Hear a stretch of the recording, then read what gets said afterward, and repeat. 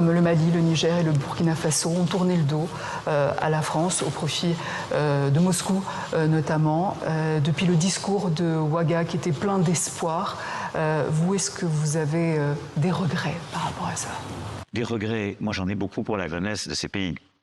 Je vous le dis.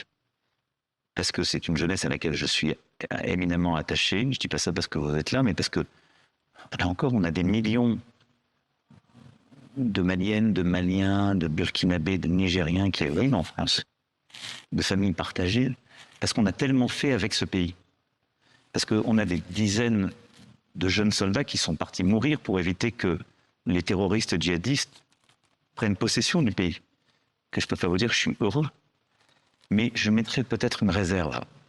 Qu'est-ce qu'on a mal fait? Qu'est-ce qui s'est passé? Ce qu'on a mal fait, c'est qu'on n'a pas réussi à sortir de la réponse sécuritaire. J'ai pourtant redoublé d'efforts. Le premier sommet que je fais en juillet 2017 avec tous les présidents de ce qu'on appelait à l'époque le G5 Sahel, j'ai dit il faut mettre des projets, il faut de la gouvernance, il faut qu'on a... Parce que sinon, dès qu'on arrête un groupe terroriste, il arrive à réattirer des jeunes parce qu'il n'y a pas d'espoir. Et on a un peu payé le prix de la mauvaise gouvernance politique, c'est-à-dire qu'il y a un système politique dont les jeunes ont voulu se débarrasser, je ne veux pas généraliser, dont certains ont voulu se débarrasser, et on a été emportés avec. Mais on n'était pas là par connivence, on était là parce que ces responsables politiques élus par leur peuple nous avaient demandé de les protéger. Et la CEDEAO nous avait demandé de la protéger face au terrorisme djihadiste.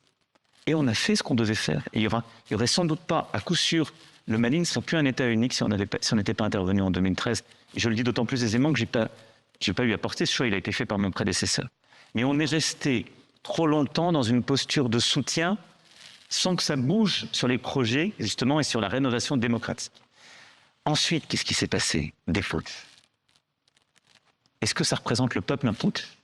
Ben non, parce que c'est pas une élection. Et donc je dirais, en bon français, the jury is still out. Parce que la jeunesse, elle ne s'est pas exprimée, elle n'a pas voté. Et au bout de quelques années, moi je n'ai pas commenté les choses, comme ils ne voulaient plus lutter contre le terrorisme, c'est retiré. Energ Schwening, il y en avait plus. Mais je constate qu'aucun d'entre eux, contrairement à ce qui s'est passé au Gabon, n'est pressé de faire des élections libres.